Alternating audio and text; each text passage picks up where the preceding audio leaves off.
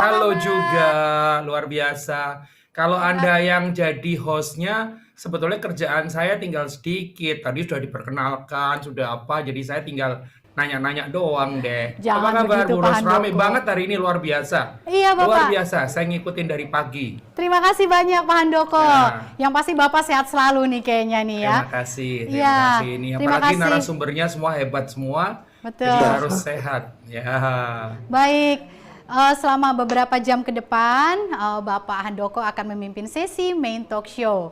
bukan Ya, beberapa halo. jam, cuma 2 jam. Oke. Kalau beberapa jam nanti narasumbernya bilang, aduh gitu ya. Oke Bapak.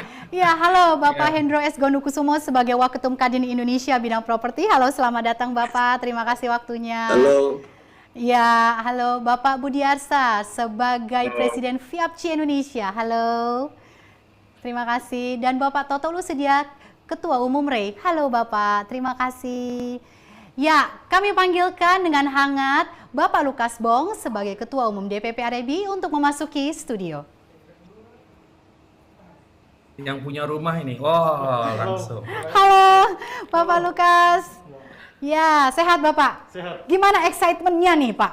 Ya, luar biasa, hari ini bertepatan dengan ulang tahun ke-28 dari REBI ya.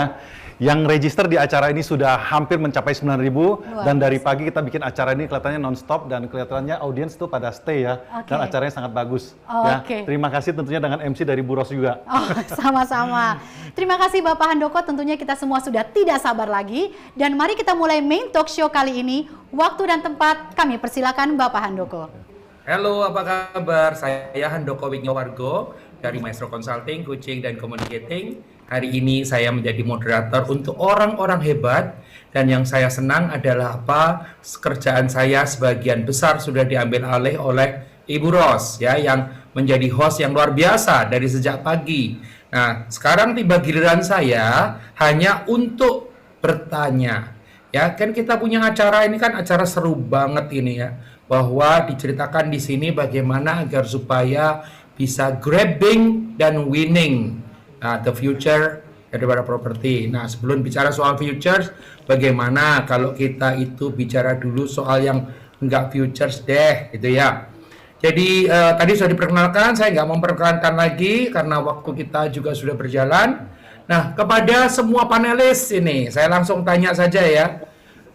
Bapak-bapak yang saya hormatin, ya pada Pak Hendro, Pak Budiarsa, Pak Toto, dan Pak Lukas Bong, ya banyak orang bicara bahwa karena pandemi ini yang namanya properti ini tiarap, terpuruk, katanya begitu, karena COVID-19 ini ya. Dan bahkan banyak orang memprediksikan bahwa industri properti ini menjadi future losers, ya, akan jadi yang akan kalah di masa akan datang. Jadi orang itu yang dikatakan oleh quote unquote para ahli gitu kan. Nah, ini kan itu yang dikatakan para ahli.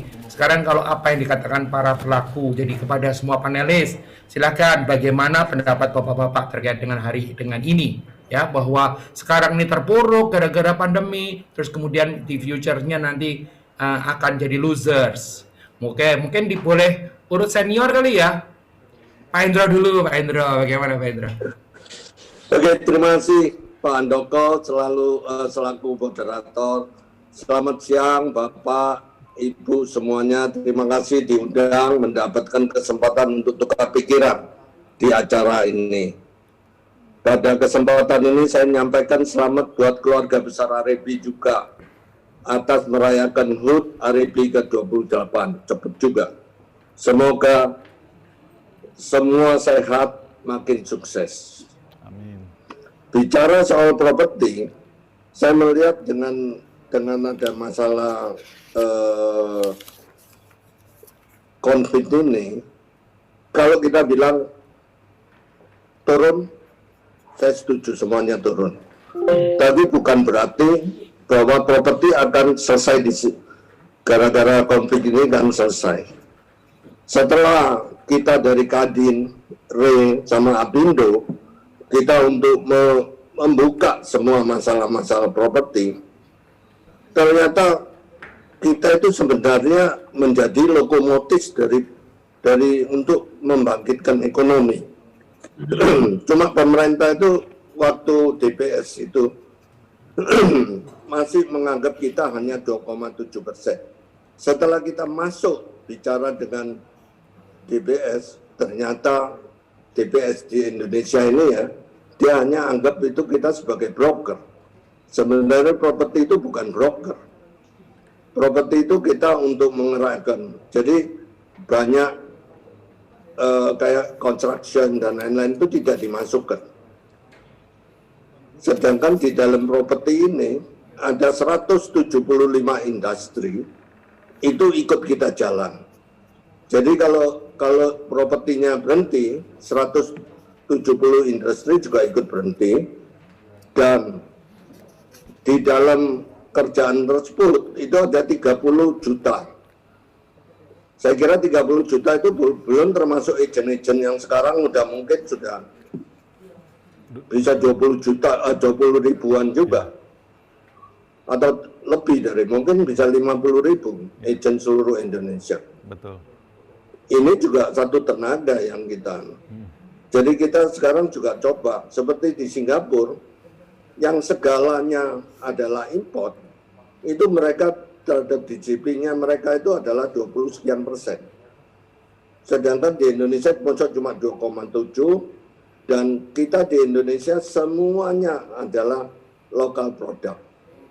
Singapura semuanya adalah impor, termasuk pasir pun impor dari Batam. Jadi ini adalah suatu yang kita terus sekarang bersama 3 asosiasi ini, kita terus untuk mengupayakan kepada pemerintah. Kita memberikan, pemerintah mulai kaget, mulai mengerti sebenarnya ini adalah bisa dijadikan lokomotif. Jadi sebenarnya kita hari ini, kita ini adalah pahlawan-pahlawan ekonomi di Indonesia yang kita. Jadi dan di Indonesia ada semboyan satu bahwa sandang pangan papan. Papan masih butuh. Nanti mungkin teman-teman yang lain menambahin juga berapa kita masih keperluannya itu masih banyak sekali. Gitu. Jadi sekarang kita juga setiap hampir tim setiap malam pun selalu masih tiap pagi sore diskusi mengenai peraturan-peraturan pemerintah dan lain-lain. Kita ingin yang lebih jelas, kita ingin pemerintah melihat kita bahwa properti ini adalah suatu yang penting juga. Yang bisa untuk meningkatkan ekonomi. Lokomotif ya, oke. Lokomotif. Terima kasih banget Pak Hendro. Jadi Pak Hendro melihat bahwa jangan salah loh, bisnis properti itu bisnis jadi lokomotif ekonomi. Kalau lokomotif ekonominya itu jadi losers, ya semuanya kan losers karena ini menyangkut demikian banyak. Kalau lokomotifnya nggak jalan, ya semua juga nggak jalan, ini kan jadi masalah. Ya kalau selama ini ya jadi itu ya itu yang disimpulkan. Mungkin dari Pak Budiarsa, mungkin ada pandangan lain atau ada pandangan yang sama dengan kata lain ataupun dengan kata yang sama. Silakan Pak Budi. Kalau dilihat properti itu katanya loser, saya rasa sih mungkin yang bicara kurang begitu menyelami apa itu bisnis properti. Karena apapun kita pasti butuh properti. Kalau keadaan itu ada up and down, itu normal. Apapun ada up and down-nya. Ekonomi nasional dunia itu ada up and down-nya. Nggak mungkin semua itu up terus atau down terus. Jadi perubahan itu memang ada. Karena kehidupan kita juga berubah, teknologi berubah, lifestyle berubah. Jadi kebutuhan akan propertinya memang berubah. Tapi kebutuhan untuk properti tidak akan hilang. Kebutuhannya tetap ada, cuma memang berubah. Misalnya, contohnya, shopping mall. Itu bukan karena bicara COVID. Tanpa COVID pun itu sudah berubah. Karena lifestyle orang sudah mulai berubah. Orang belanja berubah, cara orang belanja berubah. Cara orang makan berubah. Tapi mall itu tetap ada. Tetap kita membangun mall. Tapi komposisinya agak berubah. jumlah persentase untuk toko-toko memang kita kurangi sedikit, tapi untuk yang lifestyle-nya, F&B, entertainment, itu justru kita tingkatkan. Jadi itulah maksud saya bahwa nggak mungkin hilang, tapi perubahannya ada. Berubah, yes, tapi tidak hilang. Nah, inilah yang harus jelinya kita, bagaimana melihat perubahan ini menjadi satu peluang untuk kita tetap melakukan kegiatan kita di industri properti ini. Oke, terima kasih Pak Budi. Ini kalau melihat dari jawabannya adalah senada bahwa kalau yang bilang ini mati, nyungsep, tengkurap atau apa, ini adalah bukan orang properti pasti. Kalau up and down juga normal. Selama orang itu hidup tetap aja ada kaitannya dengan properti. Bahkan orang mati pun juga masih pakai properti. Kecuali matinya rame-rame bareng-bareng, lain cerita lagi ya. Dan dari laku properti kuncinya adalah sebetulnya melihat peluang, bikin perubahan, melihat peluang. Jadi tidak bisa terus kemudian ya cuman take it as granted, atau dulu begitu sekarang begitu, nggak bisa ya, tetapi bisa tetap tidak hanya bertahan, bisa maju. Oke, selagi nunggu Pak Toto mungkin lagi berhalangan, boleh nggak kalau Pak Lukas dulu yang menjawab? Silakan Pak Lukas. Ya, terima kasih Pak Han. Ya, sebelumnya saya sapa dulu nih senior saya, guru saya, mentor saya, ada Pak Hendro Gondokusumo. Terima kasih sudah bergabung Pak Budiarsa juga, ya, dan tentunya Pak Toto juga, ya. Dan di dalam kesempatan ini apa yang disampaikan oleh tadi Pak Hendro, Pak Budiarsa, memang kita sepakat bahwa properti itu adalah kebutuhan utama ya. Jadi sejauh itu masih kebutuhan utama, kalau dibilang properti nyungsep, properti mati dan lain sebagainya, future loser, tengkurap, kayaknya nggak benar. Tapi memang ada koreksi ya, dalam hal ini memang mungkin yang dulunya kita bisa lari kenceng, sekarang kita cukup berjalan. Yang dulunya mungkin bisa berjalan, mungkin sekarangnya merayap, tapi masih bergerak ya. Memang ada fenomena menarik ya. Kita tahu bahwa properti itu selain jadi kebutuhan utama, itu juga jadi instrumen investasi ya. Jadi kalau ibaratnya tuh orang kalau lagi maju dia pasti akan cari properti. Kalau lagi dalam keadaan sulit, yang dijual pasti properti dulu. Jadi kalau kita bicara bahwa properti itu akan menjadi salah satu instrumen investasi. Saya sebulan lalu baru keliling ke beberapa DPD kita, saya surprise. Ada kantor-kantor kita yang di Sumatera Utara, umumnya properti secondary mereka tuh dibilang, Pak, luar biasa Pak. Harga memang ada koreksi Pak, yang dulunya nggak pernah ada koreksi, nggak pernah turun, nggak pernah ada maksudnya itu lebih rendah, sekarang orang-orang pada koreksi harga Pak. Dan saya bisa transaksi, setiap kantor yang saya tanya, umumnya dia bilang secondary saya tuh meningkat. Itu kita bicara secondary ya. Kalau kita bicara yang primary, kita melihat bahwa memang ada fenomenal ya.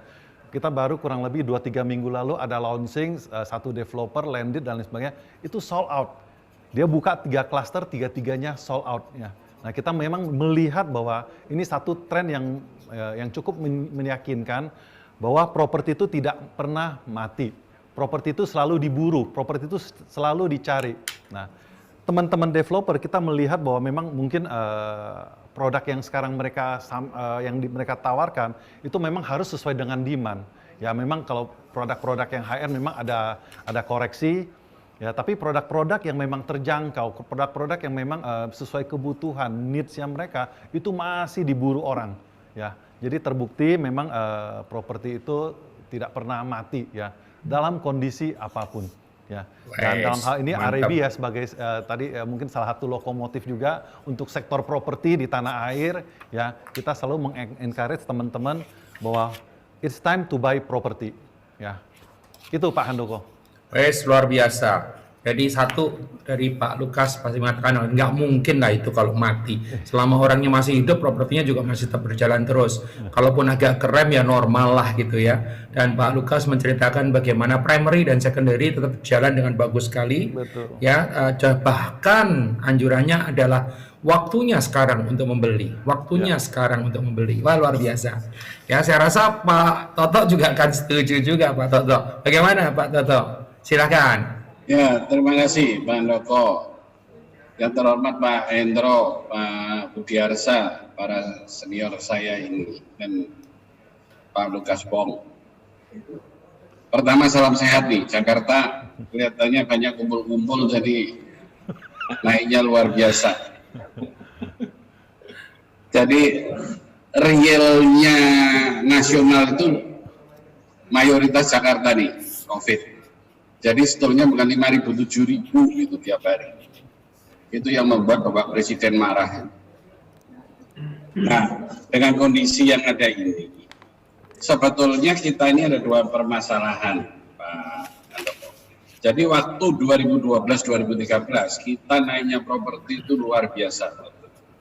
Karena semua pendapatan kita mulai dari ekspor yang non migas sampai dengan hasil kelapa sawit dan batu bara kita dengan market price yang ada luar biasa. Saya ini punya kebun karet, waktu itu seperti sulapan, Pak, omsetnya, keuntungannya saat itu. Kemudian terus karena situasi dan kondisi internasional seluruh dunia, waktu itu harga mulai turun. Nah, properti ini mengalami harga yang stagnan, hampir relatif stagnan, mulai dari 2013 sampai dengan hari ini. Kemudian sekarang kena COVID.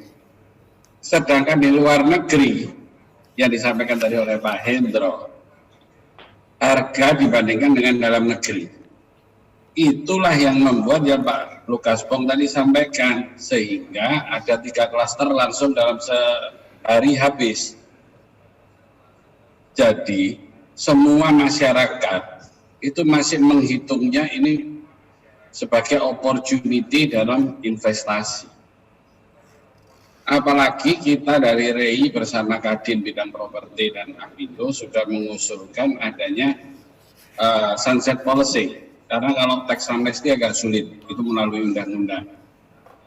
Sunset policy yang terhadap yang belum dilaporkan SPT. Kalau itu terjadi, Pak, dengan pajak final yang kurang lebih di sekitar 5-6-7%, uang yang tidur selama ini di Indonesia itu luar biasa. Karena tax amnesty kemarin, itu yang ikut baru 15% dari total uang yang berputar di Indonesia.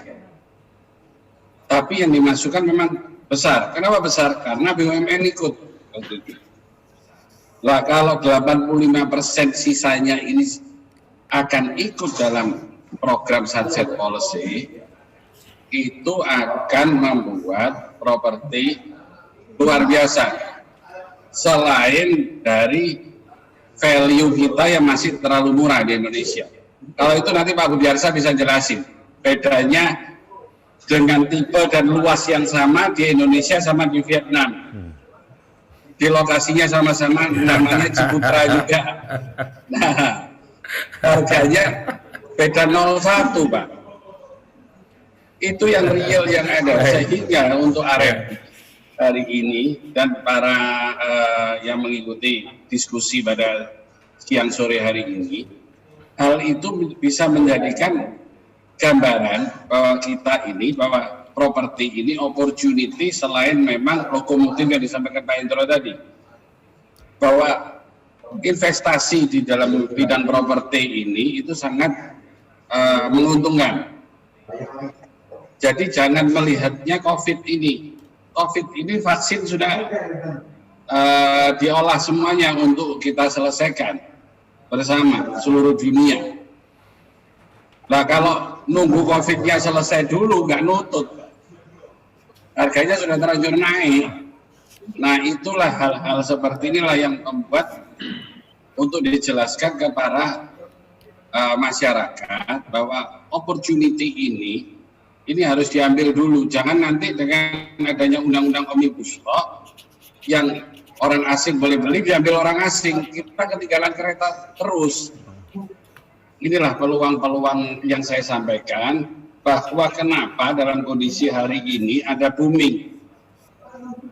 Kalau saya melihatnya dari datanya Pak Alitra, bahwa booming yang terjadi adalah 1 miliar ke bawah, bahkan itu mencapai 83%, karena mereka menganggap lipat investasinya lebih tinggi. Kalau sekarang Anda beli 10 miliar naik 15 miliar, lipatnya 50%. Tapi kalau 50%. belinya 1 miliar nanti naik jadi 3 miliar. 300% sudah ya. Nah, itulah Pak.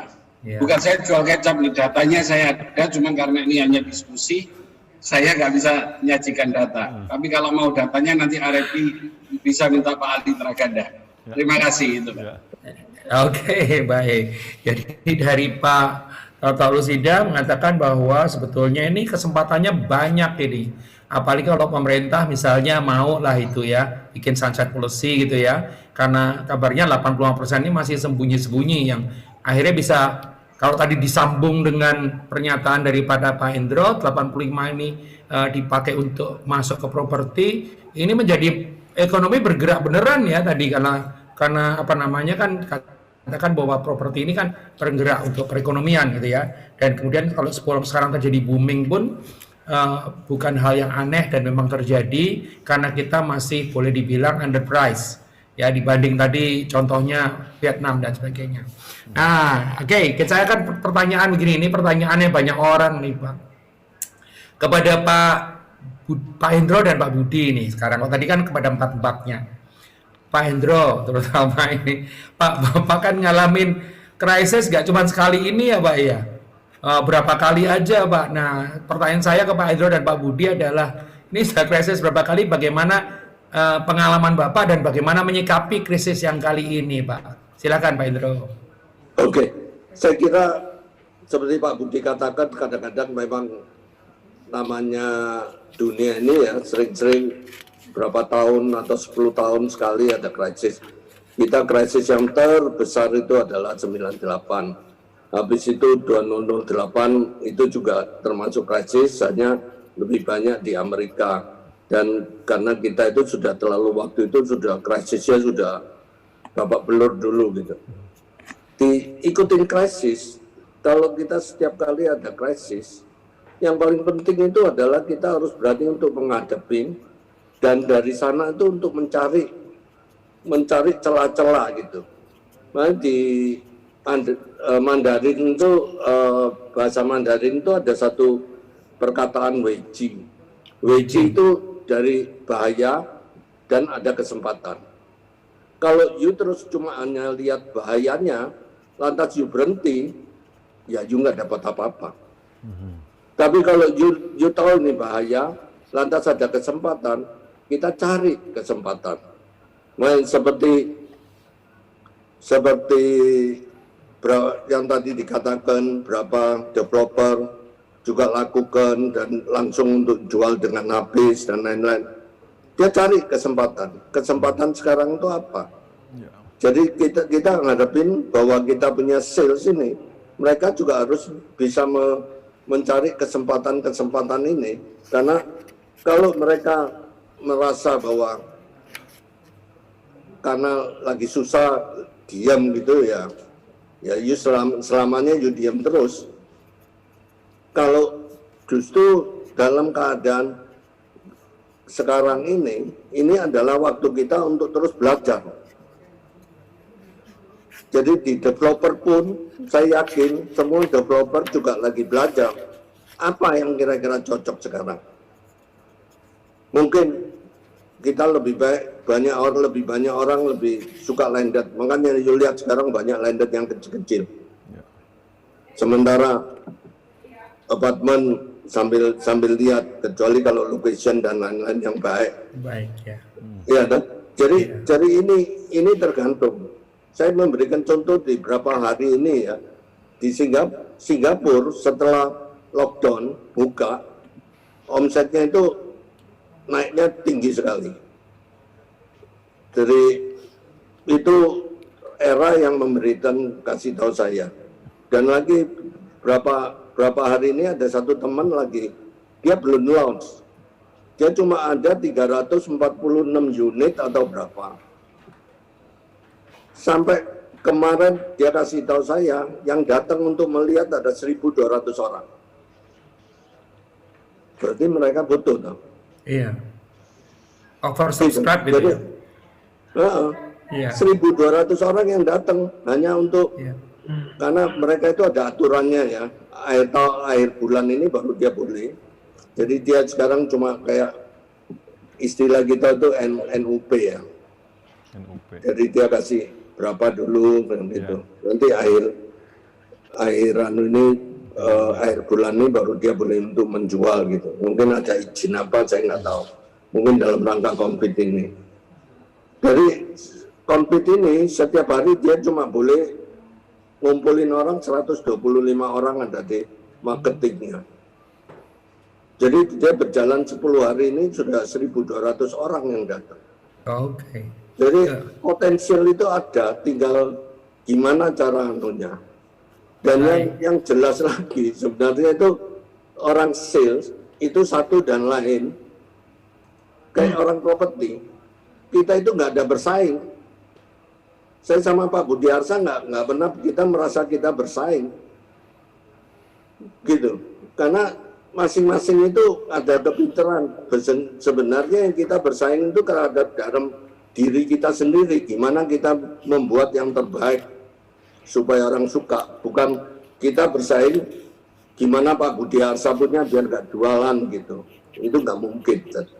Di agent menurut saya juga sama, harus berani untuk saling sharing. Kalau you berani saling sharing, dari yang lain juga merasa you fair, dia juga sharing. Jadi setiap kali untuk nambah pengalaman. Jadi yang penting belajar untuk berubah. Kalau orang lebih bisa jual rumah, lantas kita bisa jual rumah, itu nggak bangga. Jujur orang nggak bisa jual rumah, sekarang kita bisa jual rumah, itu baru sales yang bangga. Wes, mantap. Mantap ini. Pertanyaannya adalah tadi bagaimana menyikapi setelah punya pengalaman. Pertama kali yang namanya krisis itu akan selalu ada. Ya nggak sekarang, nggak yang lalu. Tadi sebutkan 98, 2008, 2020 yang sekarang. Ya bagaimana menyikapinya adalah nomor satu, bahwa tadi digambarkan di dalam bahaya itu ada kesempatan. Tinggal kita bisa nggak melihat itu kesempatannya, gitu kan. Jadi kalau kita diam saja ya nggak bisa ngapa-ngapain. Yang jadi musuh terbesar bukan pesaing atau bukan keadaan, tetapi diri kita sendiri. Mau nggak melakukan itu. Gitu ya Pak Endro ya? Betul. Wes, luar biasa. Ini tadi pertanyaannya maunya properti, dapatnya filosofi jadinya. Tapi nggak apa-apa. Biar karena semua yang nonton ini tidak hanya orang properti Pak Endro.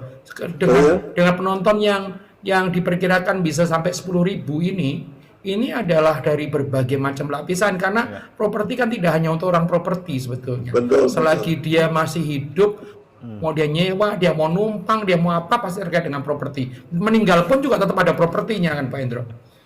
Ya, kurang lebih seperti itu. Pak Budi gimana Pak Budi? Ya. Jawabannya nggak boleh idem loh Pak Budi. Kalau krisis itu pasti kita sudah semua mengalami, dan ternyata krisisnya pun beda-beda gitu. Ya. Saya ingat bahkan tahun 80-an itu juga sudah ada krisis tahun 86 gitu. Tapi semua itu berbeda. 86 lain dengan 90-an lain dengan 2000-an lain. Sekarang 2020 lagi lain-lain, karena penyebabnya juga beda-beda.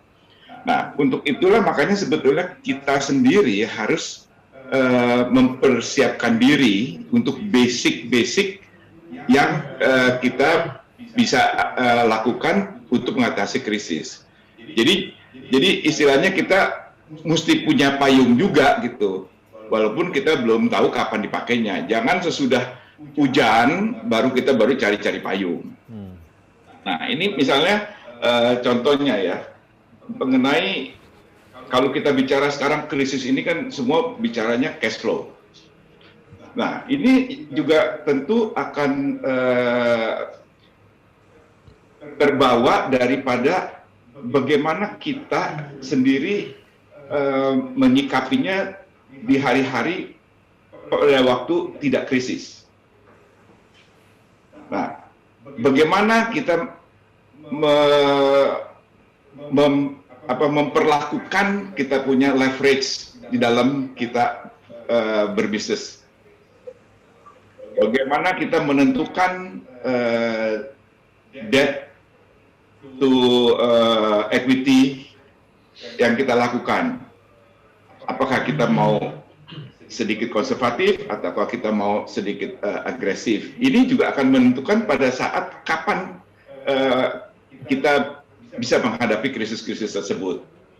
Nah, kebetulan kita memang dari awal Ciputra Group ini kita agak konservatif lah. Kita menjaga kita punya debt to equity itu cukup rendah, 30 sampai paling 40%, sehingga ini likuiditas ini kita ingin jaga terus dalam keadaan apapun, sehingga kita akan terbantu pada waktu krisis. Dan juga kebetulan kita punya portfolio itu juga beragam. Di properti ini kan ada yang namanya development, ada yang namanya investment. Nah, kita punya komposisi itu kita balance selalu, walaupun kita berada di posisi yang majoritinya adalah development. Development itu tentu yang kita bangun dan kita jual, tapi kalau investment yang kita bangun dan kita keep, seperti mall, ada office yang kita keep, ada hotel, dan service apartment. Nah, kebetulan kita punya komposisi sekarang itu masih 75-25. Jadi dengan krisis sekarang ini, yang terbesar kan yang investment ya, khususnya di tourism.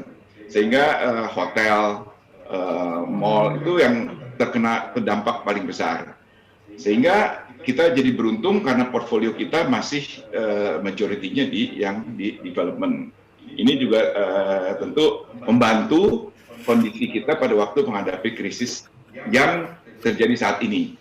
Karena seperti saya bilang tadi, krisis itu semuanya penyebabnya unik dan tentu solusinya juga unik.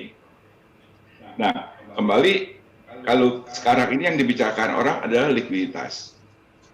Nah, ini juga untuk saya yakin untuk kita semua juga sadar. Selalu orang bilang properti itu nomor 1 location, nomor 2 location, nomor 3 location. Tapi pada keadaan krisis, nomor 1 itu likuiditas, nomor 2 likuiditas, nomor 3 likuiditas. Jadi ini juga salah satu sebetulnya sikap kita sendiri yang menentukan bagaimana kita bisa menghadapi kalau krisis itu datang.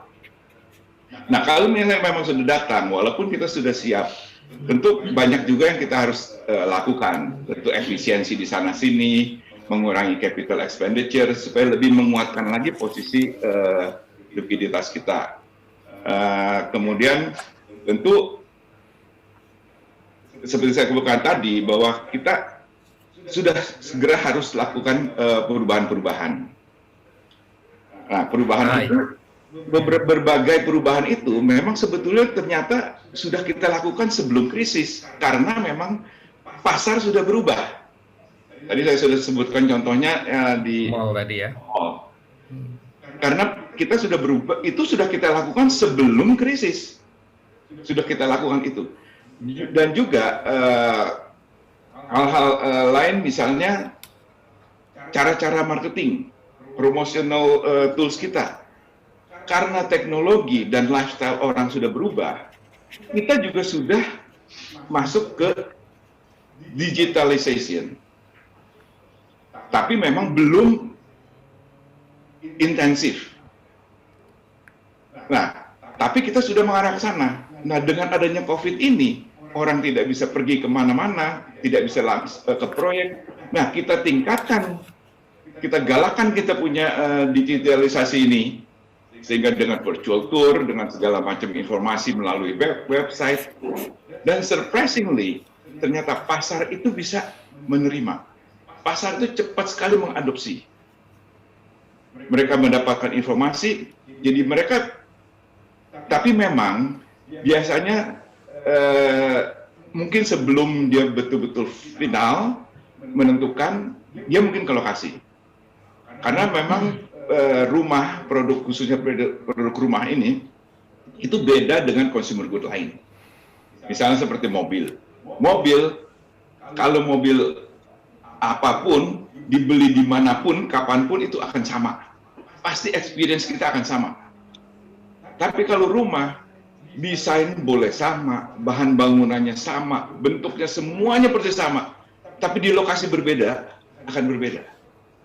Karena yang dibeli itu adalah home, bukannya house. Nah, jadi kayaknya tetap mungkin sebelum dia menentukan, barangkali dia juga akan datang. Atau dia memang sudah percaya dengan reputasi daripada developernya itu sendiri. Nah, kenyataannya, jadi kita melakukan pemesanan online, down payment online pada waktu selama COVID ini, sampai pembayaran, pemilihan lokasi, semua ternyata pasar bisa menerima itu. Kita juga awalnya sedikit was-was, apa iya nih, gitu kan? Kita tidak membuka kantor marketing kita, tapi kita bisa menjual. Kenyataannya pasar bisa mengadop juga, gitu. Nah, ini mungkin yang perlu kita cermati, persiapan-persiapan kita sebelum krisis itu ada. Karena pada waktu tidak ada krisis, kita juga mesti tahu krisis ini pasti sooner or later ada. Walaupun jenisnya pun dari waktu kita belum tahu kapan, tapi dari jenis pun kita tidak tahu yang seperti apa, tapi kita yakin pasti ada up and down di bisnis kita ini. Apalagi kalau kita bicara proyek besar ya, proyek jangka panjang. Pasti satu proyek itu up and down-nya nggak sekali, bisa beberapa kali gitu. Nah, jadi saya rasa mungkin itu yang kita perlu menyiapkan diri. Dan juga tadi saya menarik juga tadi ada kata kompetisi yang disebutkan oleh Pak Hendro. Kompetisi itu untuk kita itu bukan sesuatu yang menakutkan. Bahkan kita selalu merasa kompetisi itu justru membuat kita termotivasi untuk memberikan produk yang lebih baik lagi. Itu istilahnya kayak jadi ada sparring partner kan. Kalau kita sendirian, kita sudah merasa kita ini terbaik. Tapi kita kalau ada kawan-kawan yang melakukan juga, kita bisa melihat, oh ternyata kita bukan yang terbaik ya gitu. Apalagi dengan Pak Hendro, pasti saya lebih banyak belajar dari Pak Hendro lah. Jadi kira-kira lah itu antara bagaimana kita menghadapi krisis yang sudah beberapa kali dan juga sikap kita perlu siap sebelum kita menghadapi. Jangan sampai sudah kaget-kagetan masih dalam satu krisis. Oke. Baik, terima kasih Pak Budi. Jadi dari Pak Budi itu sebuah peringatan yang tentu saja buat nanti-nanti. Kalau yang sudah-sudah ini mungkin nggak bisa cerita. Yang diingatkan oleh Pak Budi adalah satu, bahwa bagaimana kita menghadapi krisis adalah sangat terpengaruh daripada saat kita dulu belum krisis. Kalau kita zaman belum krisis juga nggak hati-hati, ya pas krisisnya pasti bermasalah besar gitu kan. Tapi kalau kita bikin varian produknya ini dan sebagainya, terus kemudian jaga benar yang terkait dengan likuiditas, ya bersikap lebih konservatif pada saat krisis ada apa ya, ada itunya ya Pak namanya, bumpernya gitu ya kira-kira ya, atau shock breakernya ya, sehingga tidak terkena masalah gitu ya. Jadi itu yang diingatkan. Jadi kalau tadi juga ingat ya, dulu itu namanya location, sekarang ini krisis liquidity gitu ya. Tetapi kalau punya location dan punya liquidity, menang aja sekarang gitu ya, karena lokasinya tetap bagus, likuiditasnya masih terjaga ya. Ini tentu aja sebuah peringatan bukan buat yang sedang mengalami masalah, tetapi lain kali ini jangan sampai begitu ya. Ini buat summit tahun-tahun depan ini. Dan kemudian tadi Pak Budiarsa mengingatkan bahwa kadang-kadang kita kena mengalami masalah dulu baru berubah. Padahal tadi Pak Budiarsa cerita soal bagaimana teknologi dimanfaatkan. Ya ada teknologi orang mungkin menggunakan sok, tapi sudah diadopsi dulu, biarpun dengan segala kesulitannya.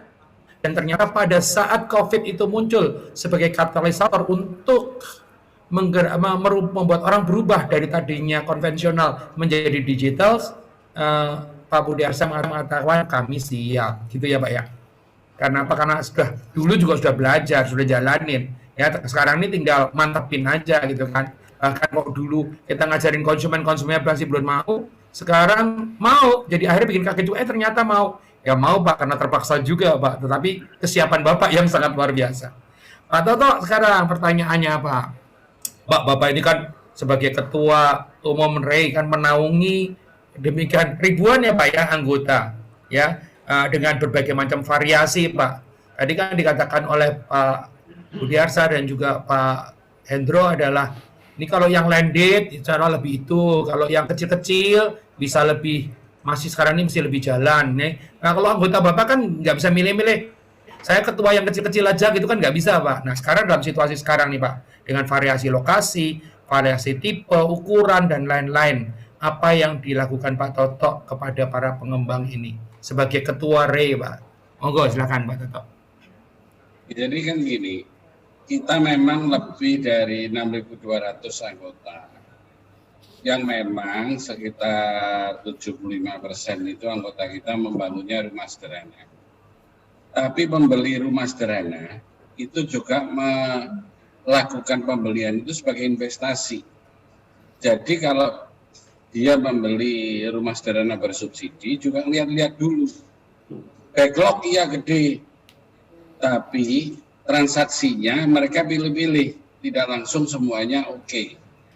Yang kedua, kita ada kelas menengah, baru kelas yang TBK seperti Pak Hendro, Pak Budiarsa.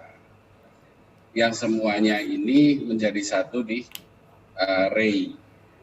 Jadi, karena ini saling terkait semuanya, jadi kurang lebihnya case-nya itu hampir sama, sehingga kita bisa nanganinya secara bersama-sama. Apalagi sekarang Pak Hendro sangat aktif nih, membantu kita, mengawal kita dalam peraturan pelaksana untuk Omnibus Law. Karena itu 10 tahun belum tentu ada sekali, dan ini benar-benar sangat krusial untuk kita perhatikan benar ini. Karena bagaimanapun regulasi itu sangat menentukan dalam dunia investasi, termasuk dunia investasi properti. Nah, dari yang ada ini, perhatian kita memang kita saling mendukungnya ini. Rumah sederhana sekarang, end user-nya itu banyak yang ada keraguan terhadap dia kemampuannya untuk mengangsur. Karena dia yang dulunya seminggu itu tiap hari kerja, sekarang seminggu cuma 2 hari masuk. Nah, kita sudah mengusulkan ke pemerintah untuk adanya penundaan angsuran, supaya mereka yang masyarakat berpenghasilan rendah itu bisa terbantu tetap memiliki rumah. Demikian juga perpajakan dan persyaratan pembangunan dalam Omnibus Law. Karena kalau diterapkan secara sama rata semua sekarang ini, suruh bangun 20%. Bukan hanya pengembang besar yang nggak kuat, pengembang kecil juga nggak kuat, belum jualan suruh bangun 20%. Nah, itulah masalah-masalah itu yang harus kita selesaikan. Tapi sambil kita menyelesaikan permasalahan yang ada, itu memang opportunity di properti ini itu sangat besar. Karena apa? Kita sudah 7 tahun relatif stagnan harganya. Yang lainnya sudah naik.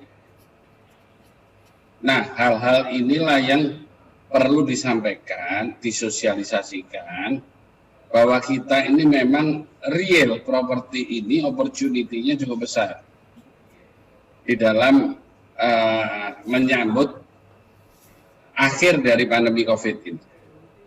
Itu kira-kira, Pak.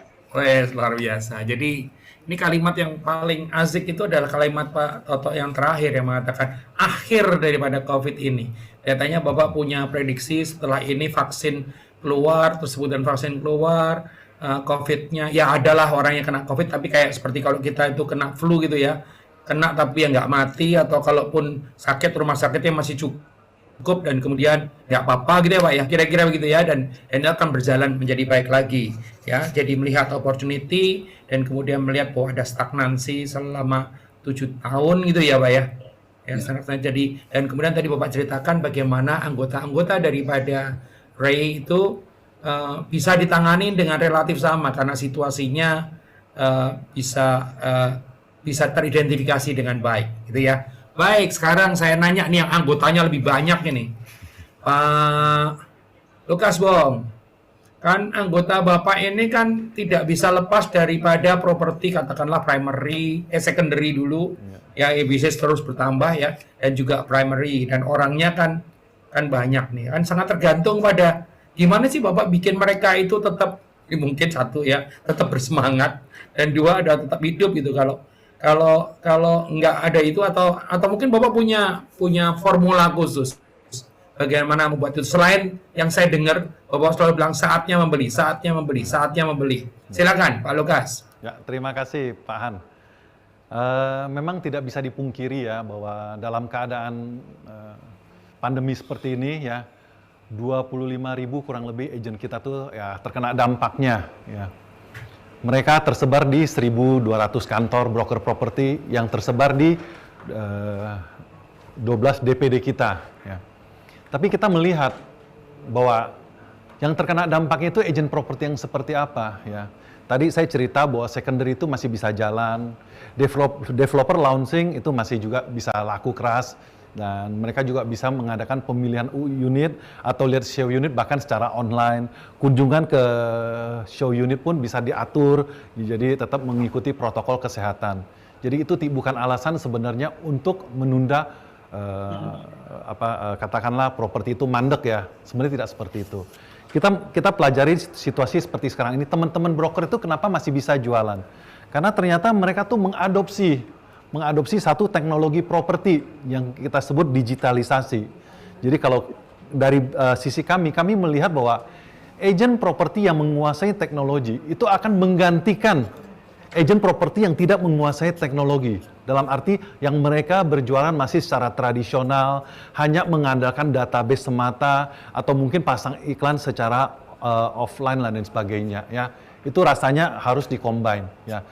Nah inilah ya asosiasi kita yang di usia 28 tahun ya. Nah pas hari ini kita juga bikin satu summit ya, REB Summit yang merupakan puncak acara kita lakukan secara online juga. Ya. Kemarin teman-teman banyak yang bertanya, Pak, ini summit ini kita tiadakan aja Pak ya tahun ini ya Pak ya, karena pandemi. Saya bilang ini rasanya sih tidak mendidik ya buat anggota-anggota kita, buat member kita. Toh sekarang sudah biasa bahwa kita tuh bisa menyelenggarakan meeting secara online. Dan itu yang kami lakukan Pak. Ya itu yang kita edukasi teman-teman broker agar dapat bertahan. Ya kita support mereka dengan webinar-webinar yang berisi entah itu motivasi, pelatihan teknologi, apa itu webinar, Zoom dan lain sebagainya. Dan ini salah satu puncak acara tersebut. Ya. Dan juga sebenarnya kita lihat ya, sepanjang masa pandemi ini ya, REB ini termasuk satu lokomotif ya buat di sektor properti ya. Kita mengadakan tidak kurang dari 200 webinar yang di-endorse ataupun dilaksanakan oleh REB.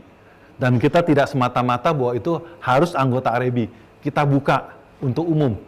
Ya, kita buka buat teman-teman broker properti yang tidak tergabung di REB ataupun mereka masih mungkin bergeraknya secara tradisional. Mereka boleh mendaftar secara free, termasuk acara ini. Ya. Dan kita melihat juga bahwa tadi dikatakan soal persaingan ya, memang kita melihat bahwa memang sangat wise ya. Kita lihat grup-grup besar dari Intiland maupun Ciputra Group ya, mereka tuh memang tidak menganggap mereka tuh saling berkompetisi, tapi saling melengkapi. Ya, saya juga berharap teman-teman yang tidak tergabung di asosiasi, ayo kita gabung di asosiasi. Ya banyak pelatihan yang bisa kita berikan. Bahwa di member kita itu bukan melulu kantor, kita juga lihat banyak master franchise. Ya kalau teman-teman broker properti merasa bahwa kalau dapat listingan tidak di-share, dia yakin bisa jual sendiri, toh tidak akan produktif. Produk itu akan sulit dia jualkan kalau jika hanya mengandalkan kekuatan sendiri. Tapi kalau di asosiasi kita saling share, itu lebih cepat. Ya, kita melihat bahwa developer-developer yang launching saat ini, itu di belakangnya ada teman-teman dari REB. Ada teman-teman yang support untuk launchingnya. Kita lihat juga sebagian besar transaksi-transaksi secondary itu banyak sekali dilaksanakan oleh teman-teman yang memang tergabung di asosiasi ataupun punya sertifikasi, punya kantor. Karena kita melihat bahwa market atau konsumen, baik dia itu secondary ataupun primary, dia cenderung cari broker properti yang memang punya badan hukum, identitasnya jelas, ya, dan tentunya dihandle oleh agent properti yang profesional. Ya. Kami yang tadi saya sebutkan bahwa kita ada 1.200 kantor di 12 DPD, tentunya tidak lepas bahwa itu adalah beban kami untuk mengeduket mereka, untuk memberikan pelatihan kepada mereka. Ya. Yang kita lakukan misalnya training REB pun semenjak pandemi ini, itu mempercepat kita untuk menguasai teknologi. Kita memberikan training sudah bisa secara online. Ya. Demikian juga untuk LSP, kita punya LSP, Lembaga Sertifikasi Profesi, yang BPI ya, Broker Properti Indonesia. Ya, kita juga sudah melakukan training itu secara online. Jadi teman-teman yang di luar daerah, yang zaman dulu harus mungkin traveling ketemu secara offline, ya harus bermalam di tempat penyelenggara, sekarang tidak perlu lagi. Kita cukup adakan training itu secara online. Ini satu bentuk dari sumbangsi dari asosiasi terhadap industri broker properti di tanah air. Memang kita ini proses pandemi ini mempercepat kita untuk menguasai teknologi ya. Itu memang kita jauh-jauh hari sebelumnya kita udah mendengar, kita lihat negara-negara tetangga itu udah siap-siap mencaplok sebenarnya market di Indonesia. Ya tadi dibilang Vietnam, Kamboja, Thailand aja dia harga propertinya bisa lebih mahal daripada Indonesia. Ya kita tahu juga broker properti di luar sana mereka diprotek, mereka ada legalitas yang jelas, yang mereka juga disupport oleh pemerintah. Dan saya berharap itu juga bisa terlaksana di Indonesia, supaya apa? Ya supaya agent properti di tanah air ini juga punya profesionalisme. Mereka punya legalitas, dan wajib memiliki lisensi. Nah, ini yang kita harapkan kita bisa bersaing dengan agent-agent dari luar. Kita bisa memasarkan project-project developer juga dengan profesional. Ya, apalagi ke depan ya Indonesia akan menjadi target market dari investor-investor luar. Ini saatnya sebenarnya pemerintah melirik industri kita, industri properti di tanah air. Ya, itu Pak Han. Oke, terima kasih. Saya coba berusaha untuk menangkap ini, menangkap yang dikatakan Pak Lukas Bong. Ada 3 sebetulnya yang saya singkat akronimkan menjadi LTC. Ya, dari aspek legal itu kalau broker itu yang profesional, yang resmi terdaftar, itu akan membuat transaksi menjadi aman. Tadi dikatakan begitu ya. Terus kemudian menyinggung juga bahwa para brokers itu ya juga dengan cuma secara legal doang dia resmi, tetapi juga harus menguasai teknologi. Karena broker yang menguasai teknologi akan menghilangkan broker-broker yang tidak punya teknologi. Apalagi dalam situasi yang sangat kekinian. Terus kemudian yang C-nya adalah kompetensi atau profesionalisme. Bahwa di dalam uraian Bapak mengatakan bahwa para brokers ini menjadi nggak cuma profesional pada saat masuk, tetapi terus diasah terus keprofesionalannya dalam bentuk seminar-seminar yang sekarang gara-gara COVID juga bisa online, dan jadi jumlahnya saya sampai lupa nyatet berapa ratus tadi, di antara berapa ratus saya mungkin nyumbang 3 atau 4 kali ya, itu ya materinya ya. Terus kemudian dengan LTC tadi aspek legal, aspek penguasaan teknologi, dan aspek kompetensi sebagai brokers tadi ini, kalau ini dipunyai dia nggak hilang gitu ya, dia nggak hilang, dia tetap bertahan. Betul. Ya nanti ujung-ujungnya pasti butuh seperti tadi ya, nggak bisa terus pakai cara lama, dia harus lebih kreatif, lebih inovatif dan sebagainya. Tapi paling nggak 3 ini harus dimiliki. Oke, baik, luar biasa. Sekarang saya mau kasih kesempatan juga kepada ini, saya akan ngasuhin pertanyaan terakhir kepada kepada 4 narasumber, tetapi kepada audiens yang ada di YouTube, kalau Anda mau bertanya silakan Anda tulis di top chat, di chat Anda ya, di chat box Anda silakan ditulis ya apa yang mau ditanyakan. Apabila pertanyaannya ada relevan, tentu saja saya akan bacakan ya. Jadi silakan ditulis kalau ada yang mau ditanyakan. Kalau misalnya pertanyaannya adalah misalnya lisensi apa saja dan sebagainya, paling gampang Anda masuk websitenya Arebi, di sana ada ya. Kalau Anda mau nanya soal misalnya katakanlah nanti trainingnya ada apa aja, ada semuanya di websitenya Arebi. Jadi at any time, jadi nggak perlu dijawab oleh narasumber di sini, tapi Anda bisa langsung ke websitenya daripada Arebi, Anda akan dapat semua. Nah, silakan bertanya. Kalau bertanya silakan tanya ke siapa ya. Oh, saya mau nanya Pak Budiarsa, saya nanya kepada Pak Hendro, saya akan nanya Pak Toto, atau saya nanya pada Pak Lukas Bong gitu ya misalnya. Nah, itu nanti langsung kita tanyakan. Oke, teman-teman semua, bagi pertanyaan-pertanyaan lain adalah misalnya katakanlah gimana cara join ke Arebi, silakan masuk ke website. Itu semuanya sudah ada dan sudah bertahun-tahun ada. Silakan masuk ya, Arebi dengan senang hati akan menerimanya. Baik, oke.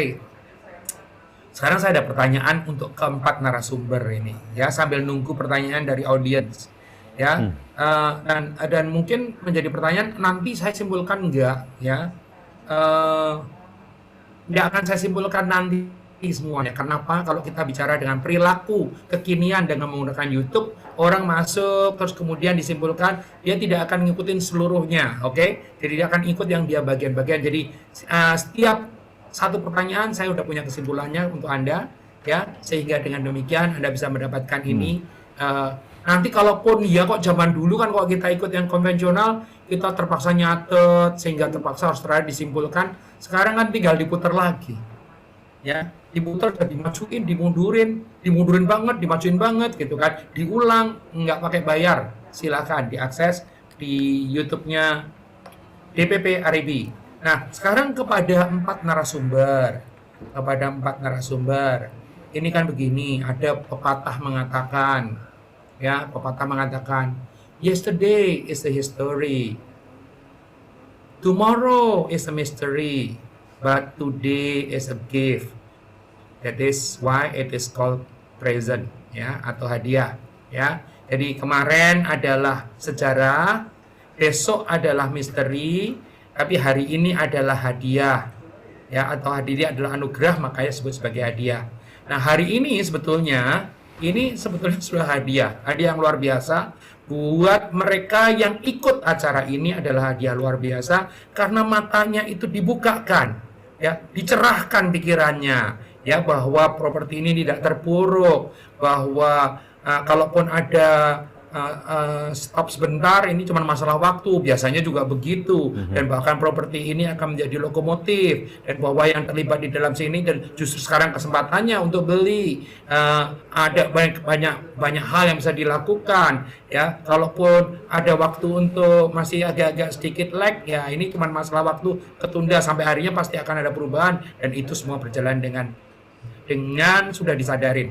Nah, pertanyaan itu kan itu yang sudah diceritakan tadi. Jadi kita semua bersyukur, kita semua hari ini dapat hadiah, ya, bahwa hadir di sini adalah tokoh-tokoh properti real, nyata, yang sudah teruji belasan bahkan puluhan tahun, yang sudah kena krisis nggak cuma sekali, beberapa kali, yang sudah dihitung aja 3 atau 4 kali. Mana lagi yang krisis kecil-kecil, mana yang krisis yang lain lagi gitu, ya. Nah, oke, itu hari ini kita dapat hadiah, ya. Present, gift, ya. Yesterday udah jangan dipikirin lagi lah, yesterday udah lewat gitu kan. Nah, ini masalahnya begini bapak-bapak semua. Di acara ini kan cerita nih tentang bagaimana grabbing and winning the future of property gitu kan. Ya, kan janjinya itu. Nah, sekarang begini, padahal tomorrow itu kan misteri. Pak, tolong dong bantu saya juga bantu sekitar 8 ribuan orang yang ngikutin acara ini. Masing-masing narasumber 3 saja, ya, 3 resep atau 3 hal yang penting yang harus dilakukan untuk bisa grabbing dan winning the future of property, ya. Jadi gini ya Pak, ya, jadi kan tomorrow misteri nih. Tapi kan kalau misteri kan bapak-bapak ini kan bisa jadi clairvoyant atau fortune teller, atau mungkin yang sudah melihat duluan yang orang lain belum lihat. Loh, kalau kita di industri kan begitu kan, kadang-kadang melihat yang orang lain belum lihat gitu, ya. Vision kalau bahasa kerennya. Ya, Pak, tolong Pak, masing-masing Pak, 3 aja Pak, 3 apa yang harus dilakukan atau perubahan apa yang harus dilakukan agar supaya orang-orang ini bisa grabbing and winning, ya. Karena kan dijanjikan nih, orang pada datang tuh pengen, sorry saya potong dulu. Teman-teman semua yang ada nonton, Bapak Ibu semua nonton, Anda tidak akan dapat resep pamungkas, oke? Dapat satu resep terus semua orang jalanin. Karena kalau semua orang jalanin resep yang sama, akhirnya nggak ada keunggulan apa-apa. Yang penting adalah Anda belajar banyak. Oleh karena itu kita akan dengar. Dan kali ini saya balik, kalau tadi urut tua, sekarang urut muda. Kenapa? Biasanya yang tua itu jurus silatnya lebih banyak, kan gitu. Iya toh? Ya Pak Indro ya. Yang paling senior kan jurus silatnya paling banyak. Tadi sudah diakuin. Saya belajar dari Pak Indro, semua bilang saya belajar dari Pak Indro gitu kan. Jadi kita mulai dari yang paling muda. Rasanya sih kalau Anda di situ misalnya Aprianto itu namanya Lukas Bong aslinya. Okay? belum di rename. Ya ini jadi pakai laptopnya Aprianto, akunnya Aprianto ya. Jadi namanya Lukas Bong. Jadi nanti kalau ini jadi viral berjuta-juta, suatu hari ketemu di jalanan dipanggilnya Aprianto salah sendiri. Oke. Baik, silakan Pak Lukas Bong, 3 aja dan jelaskan kenapa kok 3 itu. Ya kayak apa ya, tips atau mungkin kayak apa namanya, jurus yang perubahan yang harus dilakukan atau apa yang penting untuk menghadapi the future yang misterius tadi.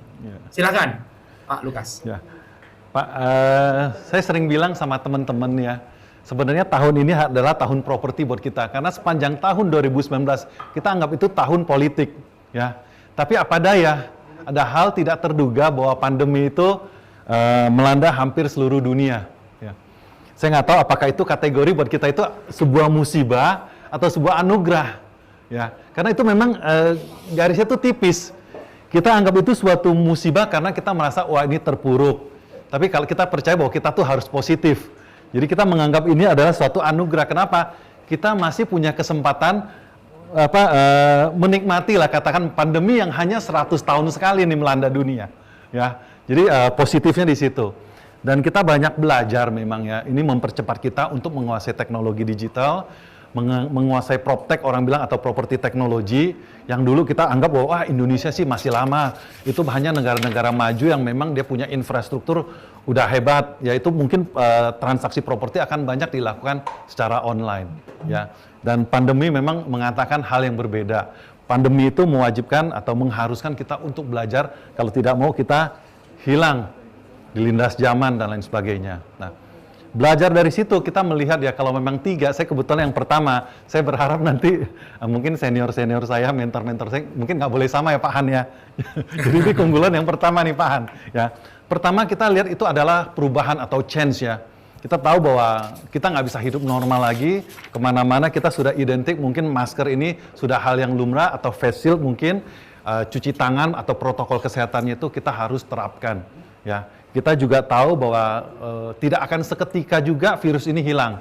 Kita harus hidup berdampingan, tetapi dengan vaksin yang ditemukan mungkin sudah lebih ampuh dan lain sebagainya. Tapi saya rasa protokol kesehatan ini tetap kita akan berlanjut lama. Untuk sektor properti kita apa sih? Teman-teman udah banyak, teman-teman developer, teman-teman arsitek udah mulai mendesain satu rumah atau satu hunian yang memang enak sekali buat kita bekerja dari rumah atau work from home. Ya, teman-teman saya udah mulai banyak sekali cari hunian di luar kota yang nyaman. Mereka mulai cari di Bandung, di Jawa Tengah, mungkin masuk sampai ke Bali. Saya tanya, kenapa beli rumah di Bali sekarang? Saya lebih banyak work from home, mungkin cukup 2 minggu sekali atau sebulan sekali saya muncul di kantor. Ya, itu mereka cari rumah yang setiap hari itu memang itu kesannya resort buat mereka, mungkin dengan kualitas hidup yang lebih baik. Ini yang saya bilang kita change. Ada new normal yang harus kita jalanin nantinya. Ya, kita harus berubah, kita harus bisa beradaptasi. Nah, yang kedua adalah itu komitmen. Ya, kita tahu bahwa kita di bidang kita ini memang kita tidak lepas dari komitmen. Kita melakukan transaksi properti, kita tahu properti itu investasi atau mungkin satu katakan kebutuhan utama yang orang invest itu mungkin nilainya paling besar. Kita tahu banyak broker-broker di sana di luar yang tertarik, tergiur, wah ini pegang uang besar, ya. Jadi tetap kita minta ada komitmen di situ bahwa kita harus menjalankan bisnis ini secara profesional. Ya, makanya saya bilang juga yang ketiga ini berhubungan dengan yang tadi kedua soal komitmen, yaitu kompetensi. Ya, kita harus kompeten bahwa usul dari pemerintah, regulator itu mencanangkan bahwa setiap broker properti itu mesti mempunyai lisensi. Itu saya rasa sudah saatnya, ya. Bukan hanya satu kantor, bukan hanya 2 tenaga ahli, tapi siapapun yang terjun di bisnis ini seharusnya punya license. Ya, ibaratnya orang kalau naik sepeda motor dan lain sebagainya, kita tahu dia bisa naik sepeda motor, tapi kita nggak tahu dia punya SIM atau tidak. Sama halnya dengan teman-teman di agent properti, kita tahu bahwa mereka bisa jual beli rumah, bisa jual beli properti, tapi kita nggak tahu mereka punya lisensi nggak. Nah, ini yang seharusnya sudah kita sadari. Ya, kalau kita tidak melakukan, mungkin orang lain atau bangsa dari negara tetangga kita akan masuk ke Indonesia dan kita akan selesai. Mereka lebih profesional, mereka dengan license-nya, dan mereka punya pengalaman yang jauh lebih hebat dari kita. Ini sudah saatnya kita belajar sebenarnya. Ya, itu Pak, 3C jadinya Pak. Change, luar biasa. komitmen, dan kompetensi Pak. Change, Terima kasih. komitmen, dan kompetensi. Sekarang para senior lagi pusing, punya gua apa ya jadinya ya gitu. Iya, Pak Hendro masih diuntungkan Pak, masih nanti Pak. Jadi Pak Hendro masih terakhir banget. Palingan kalau poin mah Bapak lebih banyak pasti kan. Sekarang kalau urut tua siapa dulu? Pak Budiarsa atau Pak Toto dulu? Kalau dia dari orangnya saya tuaan kali. Dari warna rambut kali ya Pak ya? Enggak. Jadi Pak Toto dulu ini. Ya oke. Pak Hendro pasti yang paling senior lah ya Pak Hendro ya. Jadi Pak Hendro dapat kesempatan yang paling terakhir Pak.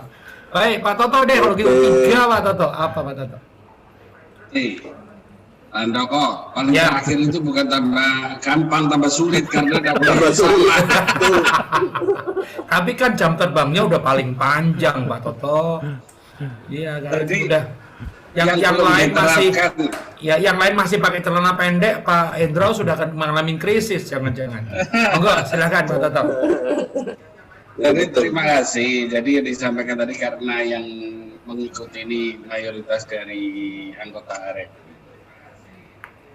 Apa yang dilakukan sekarang oleh para broker itu masih jauh tertinggal dengan yang ada di luar negeri. Jadi fasilitas yang diberikan oleh broker tadi yang disampaikan oleh Pak Lukas Pom, itu kurang saya adalah fasilitas. Jadi dia bukan hanya melakukan ini ada barang ini bagus nih.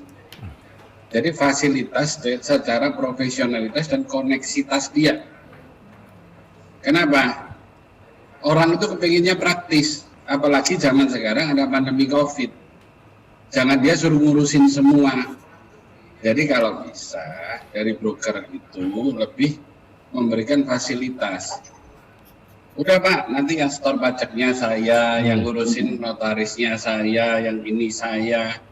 Oh nanti kalau Bapak perlu atau Ibu perlu ini, saya yang koneksitas ke yang bersangkutan. Kenapa? Karena broker itu bukan hanya ngurusin jual rumah, harus sampai dengan finishing touch. Itu yang kita inginkan dari developer. Nah, itulah yang perlu di-grab oleh para broker supaya lebih profesional. Ya. Saya di Amerika itu beli rumah, jual rumah, semua yang ngurusin broker. Nggak ada sama sekali urusan sama saya. Cari akuntan untuk urusan pajaknya juga broker. Ada masalah dengan pajaknya, itu juga broker yang beresin. Dia yang carikan kantor akuntan, yang kasih advice ke saya dan lain-lainnya. Jadi broker sekali lagi bukan hanya jual unit. Ya. Nah, kalau saya tambahin lagi jadi 3 nanti kehabisan yang lain. Kira-kira itu keinginan saya.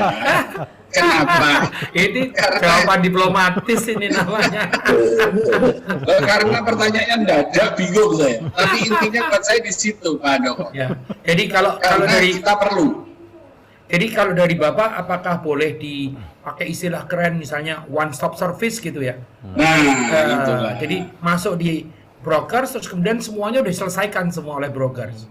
Iya, ya sekarang enggak cuma jualan aja, malah nanti developernya cari brokernya karena sudah terima Golfi. Ini saya ngomong Surabayaan, sudah terima Golfi, ditinggal aja, kita kontak sulit sekali.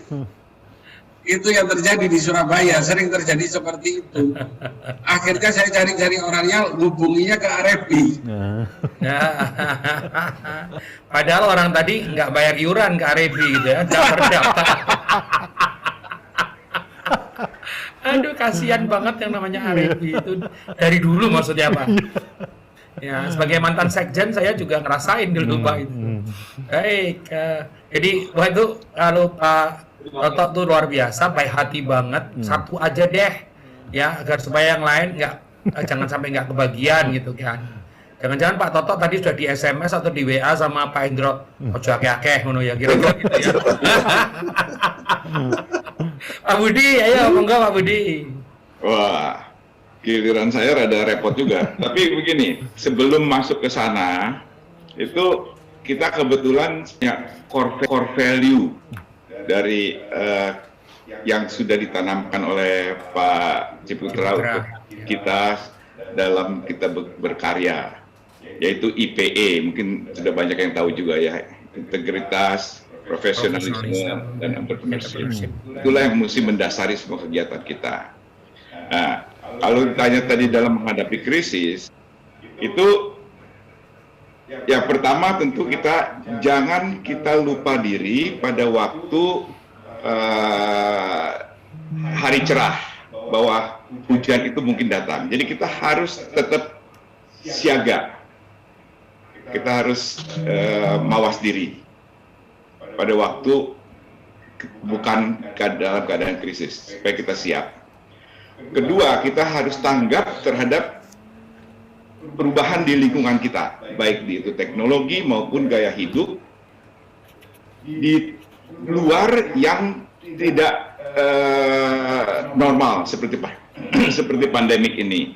Jadi kita harus siap juga menghadapi segala perubahan di lingkungan kita. Dan ketiga, kita harus juga siap untuk kita beradaptasi dengan perubahan lingkungan tersebut, termasuk untuk perubahan pasar dan lain-lain.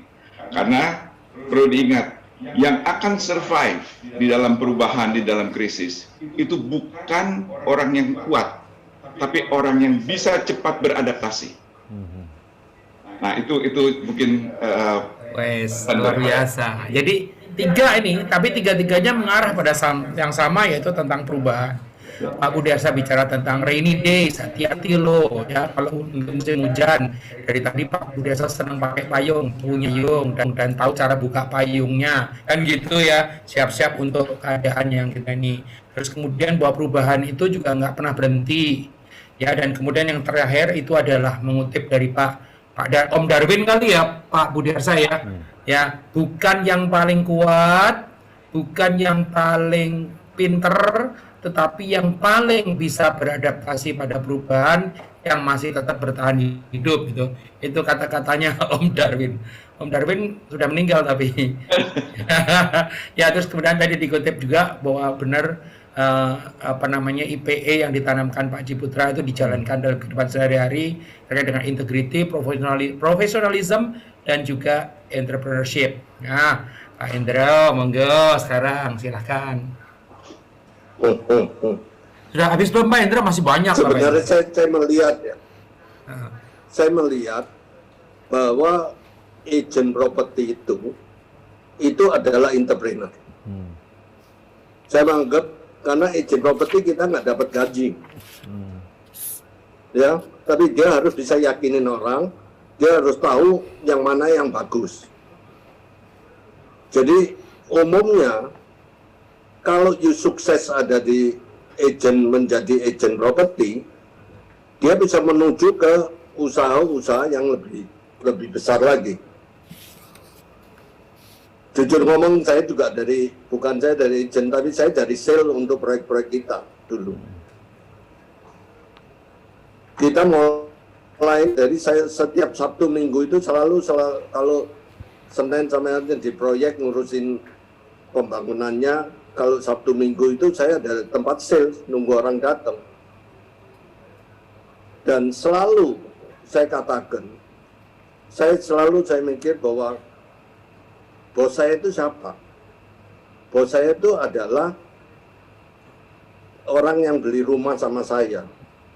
Jadi jangan seperti Pak Toto bilang, nanti kalau sudah terima komisinya, lantas dicariin lagi susah. Ini yang Pak Toto bilang itu banyak orang-orang kita, agen-agen kita itu lakukan hal itu. Sebenarnya bos kita itu siapa? Pembeli. Dengan harapan pembeli itu yang bisa untuk sharing ke kita, ya, dan sharing ke kita teman-temannya. You beli sama si A, ini baiklah, semuanya diurusin dari you tenang. Ya, lah agent property, misalnya seperti 21, Era dan lain-lain itu kita penting. Karena dia yang tahu perusahaan-perusahaan mana yang terdaftar di REIT dan lain-lain. Supaya jangan nanti ada orang, biasanya orang memberikan 3%, ini ada yang udah lu nggak usah, saya kasih dulu 3,5, nanti dia beli, akhirnya pembeli nggak bisa serahin rumah dan lain-lain, menjadi kacau. Jadi sebenarnya pentingnya di sana, dan untuk memilih developer siapa, itu tugasnya dari sales. Gitu. Sales itu tugasnya sangat berat. Jadi kalau satu, saya memberikan contoh, saya di Singapura ada satu sales ikut saya sudah 20 tahun. Seperti Pak Toto ngomong betul, pajak saya dia yang ngurusin. Lantas kalau dia ada proyek-proyek yang bagus, dia kasih tahu, Pak, ini bisa untung. Saya percaya setiap kali yang saya beli sama dia itu untung. Lantas rumah saya dia yang sewain, apartemennya dia yang sewain. Kalau ada AC rusak dan lain-lain, dia yang lakukan dulu, dia yang bayar dulu. Lantas saya datang ke Singapura, baru saya hitungan sama dia. Itu nama tanggung jawab terhadap anu. Jadi saya inginkan, jadi semua sales dari properti, your boss itu adalah pembeli. Lantas you punya kantor, itu yang untuk membantu you untuk melihat, jangan you salah untuk memilih, nanti jadi masalah. Sekarang banyak, setiap orang banyak yang baik banyak, yang masalah banyak. Sales juga demikian juga. Kadang-kadang gara-gara mendapatkan lebih sedikit, lantas dia nggak tahu, nanti dia tidak bisa serahin rumah dan lain-lain, menjadi masalah. Jadi ini adalah urusan agent. Dari you kalau mau you terus, you mesti perhatikan masalah-masalah ini. Lantas ini yang saya kira yang penting sekali. Jadi you mesti tahu siapa. Jangan nanti setelah terima komisi dicari-cari susah lagi. Sebenarnya terima komisi dia bisa sewain dan lain-lain. Oke. Dia bisa Itu, Pak. dapat tanggung juga. Pak, Tiga yang saya Luar biasa. anu ini yang you minta saya tiga ini. ya. Pak, Kalau di dalam Ya. perubahan atau krisis ini, ya. simple, harus berani untuk menghadapi,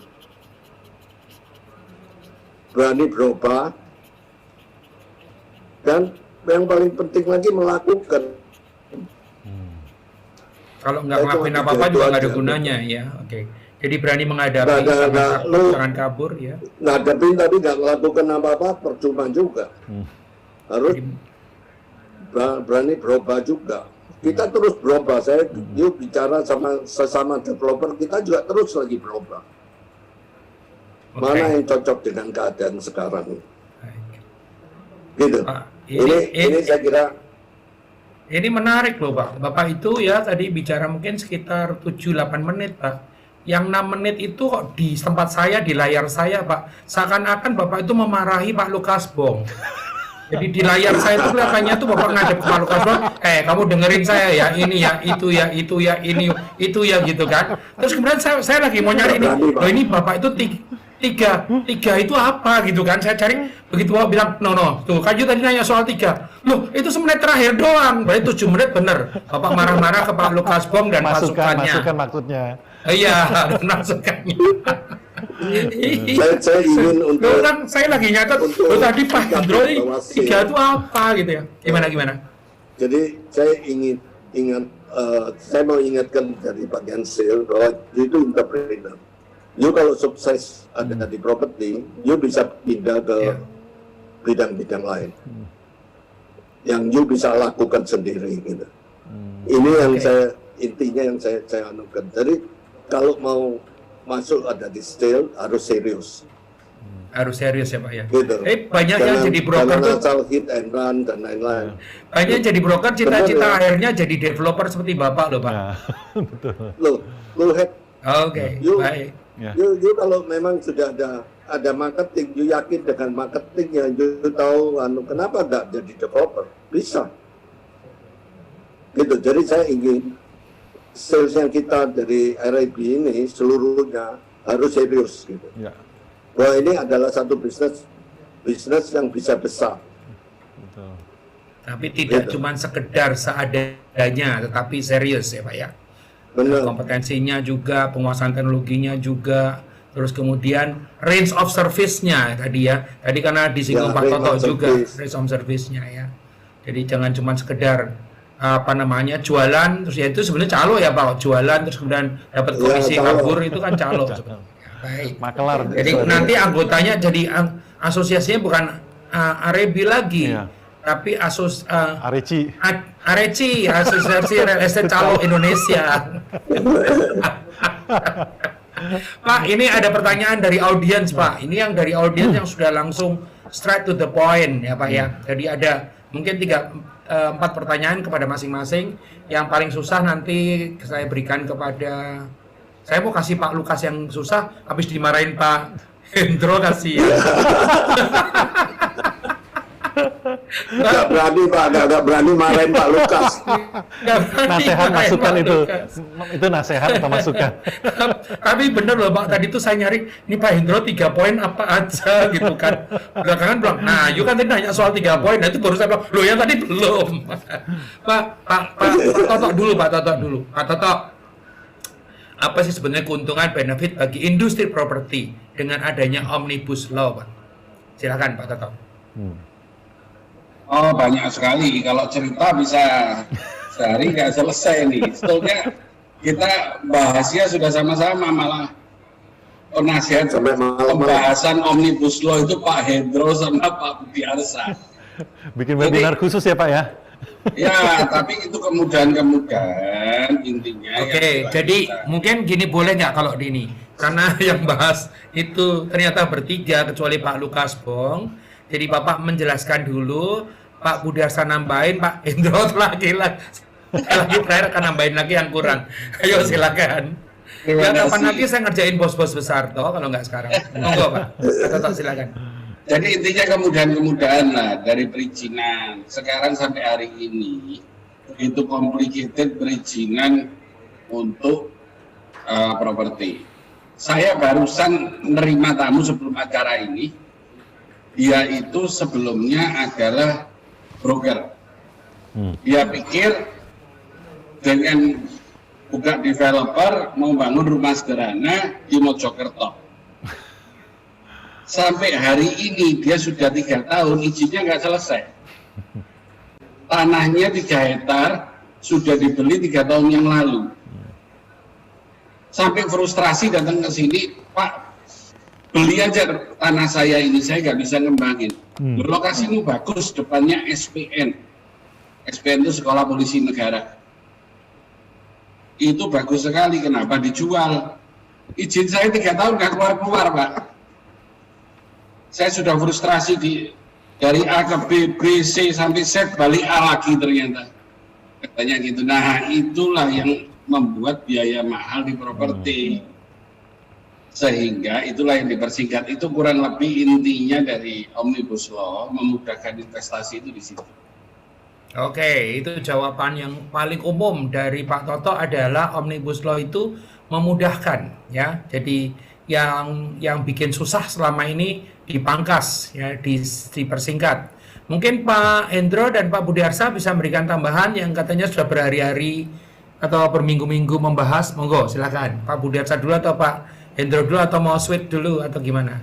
Kalau saya rasa kalau saya sih nggak bisa nambahin lagi kali, karena kalau kita bicara detail nggak mungkin, tapi spiritnya itu memang adalah kemudahan dari segala bidang dalam usaha real estate property ini. Jadi bukan cuma satu persatu, saya rasa sih itu ya. Mungkin nggak saya rasa seperti Pak Toto bilang bisa seharian kalau kita bicara, tapi spiritnya adalah mempermudah segala bidang di kegiatan kita di bidang properti. Kalau mempermudah itu nanti jatuhnya akhir-akhirnya juga mempermurah juga barangkali Pak ya. Karena kalau kepastian usahanya lebih jelas, apa namanya, extra cost-nya menurun misalnya gitu, akhirnya Pasti, atau gimana? salah satu aspek pasti ke sana tentu. Oke. Salah satunya ya, baik. Lebih terjangkau lah. Kalau dibilang lebih murah mestinya enggak, karena pasti akan properti itu kan terus naik. Pak Indro, enggak. Saya kira sama. Ya. Betul. Kenapa dilakukan? Ayo Pak, yang nggak sama apa Pak? Omnibus Law? Ya, sama ya. Jadinya memang memfasilitasi apa namanya, Omnibus Law mempermudah ya. simple aja. Ya, baik. Ya. Oke. Lantas kita kan ada pergub, ada apa itu semuanya dipersimpel gitu. Oke, jadi dengan semuanya dipersimpel, jadi nggak pusing lah ya Pak ya. Jadi semuanya apa namanya lebih lancar ya. Baik, kalau gitu. Jadi terakhir kepada Pak Lukas, mungkin yang tidak terkenal langsung omnibus ya, barangkali gitu ya Pak Lukas ya. Ya. Pak Lukas, apakah Pak Lukas nanti masih punya kesempatan untuk nutup atau mau ditutup sekarang atau mau gimana? Saya tidak akan menyimpulkan lagi karena setiap sesi, setiap pertanyaan saya simpulkan dan banyak sekali pertanyaan Pak Lukas yang sifatnya teknis. Jadi Ya. bisa dilihat di website, Betul. bisa jadi saya tidak akan munculkan di sini. Ya. Silakan Pak Lukas, ada mungkin yang perlu disampaikan karena kan ini masanya mayoritas masanya Pak Lukas, biarpun banyak orang umum yang terkait dengan properti yang terkait dengan ini. Barangkali silakan Pak Lukas. Ya, terima kasih Pak Han. Ini Pak Budiarsa juga kelihatannya sudah ini ya. Terima kasih Pak Budiarsa, Pak Hendro juga, dan tentunya Pak Toto ya. Tentunya kita ya, kami dari Arebi ya, kita ingin menjadi lokomotif untuk industri properti di tanah air. Tentunya kita menggandeng teman-teman dari Kadin ya, terutama untuk bidang properti, juga teman-teman mungkin dari Fiapsi Indonesia, teman-teman juga dari REI ya. Kami sudah membiasakan kalau anggota kita dari Arebi ingin memasarkan satu project, satu development dari developer, kita pastikan bahwa dia tuh setidaknya tergabung di salah satu asosiasi yang tentunya itu adalah REI juga atau Real Estate Indonesia. Dan kita melihat bahwa kinerja sinergi seperti ini itu sangat mendukung kita. Kita juga berharap developer-developer yang tergabung dalam satu asosiasi, baik itu REI atau mungkin nanti teman-teman di Kadin ya, atau teman-teman di Fiapsi Indonesia juga, kalau ada project, kalau dia pasarkan katakanlah oleh agent properti atau broker properti, tentunya wajib mungkin katakanlah anggota Arebika atau mungkin memiliki SUP 4 izin yang memang sekarang ini wajib untuk broker properti ya. Dan tentunya juga akan dilihat juga lisensinya. Itu harapan kita, ini sedikit secara tidak langsung akan mengeduket teman-teman itu untuk lebih tertib di lapangan, untuk lebih tertib di bidangnya. Ya, dan sehingga kita secara tidak langsung juga bisa bersaing suatu hari nanti pada saat broker asing itu mulai masuk ke Indonesia. Ya, itu harapan kami. Tentunya ya, Arebi melakukan banyak acara-acara seperti ini. Arebi tahu bahwa properti Indonesia itu kontribusinya terhadap perekonomian nasional itu masih minim. Ya, saya dengar masih 1 digit dan masih di bawah 5%. Kalau kita lihat di negara-negara tetangga, itu harusnya sudah bisa di 2 digit. Nah, ini kita minta keseriusan lah. Mungkin ya bersama-sama dengan teman-teman asosiasi developer, mungkin pelaku bisnis di industri ini, yuk sama-sama yuk. Apa sih yang harus kita lakukan? Kita terbuka. Itu Pak Han, terima kasih. Oke, baik, luar biasa. Karena kalau pertanyaan-pertanyaan ke Pak Lukas ini paling banyak dari chatnya ya, tapi pertanyaan yang sifatnya sangat teknikal yang bisa dilihat di website maupun bisa nanya ke sekretariat ya. Di sekretariat kan ada petugasnya ya Pak ya. Ya, betul. Jadi silahkan Anda bisa kontak. Boleh minta nomor teleponnya sekretariat barangkali Pak Lukas? Ya, nanti kita akan share, kan kita ada di grup ya, kita tergantung dia dari DPD mana, kalau mau daftar jadi anggota kita bisa sekretariat di DPD setempat ya. Ada berapa DPD tadi Pak? Kita ada 12 Lukas? DPD dan ada 5 DPD. caretaker. 5 caretaker ini maksudnya caretaker. ini yang akan kita bentuk jadi DPD karena situasi pandemi. Jadi kita tahun ini kita tidak berkesempatan untuk buka. 12 plus 5 Ya, ya. 12 plus 5 ya. Terima kasih Pak. 12 plus 5 ya. Ada hotline-nya barangkali atau langsung ke DPD aja kalau Langsung ke DPD. langsung ke DPD Ya. agar supaya lebih hubungan menjadi lebih baik ya. Ya. Oke, baik. Dari mungkin dari saya itu sementara.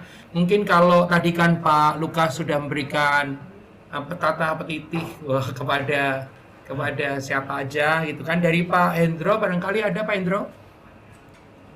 Pak Indro. Jadi saya kira terima kasih lah hari ini kita bisa saling untuk sharing dan lain-lain. Saya kira ini waktu yang baik lah untuk kita sharing. Seperti saya tadi yang saya katakan, kita harus berani untuk menghadapi dan berani untuk berubah terus. Ya. Berarti Oke, melakukan sekian, juga terima Pak ya, kasih, harus Bapak Ibu. ada action ya Pak, tidak hanya sekedar menghadapi terus diam saja, terus tapi harus berubah dan harus melakukan, Ya. jangan cuma ini ya, harus melakukan. Pak Harus Toto, melakukan. ya harus melakukan. Pak Toto, silakan, ada yang mau diinikan? Ya, satu aja, di dalam kesulitan pasti ada kesempatan. Di dalam kesulitan kesulitan pasti ada kesempatan. Pasti ada kesempatan. Iya, peluang pasti ada lah.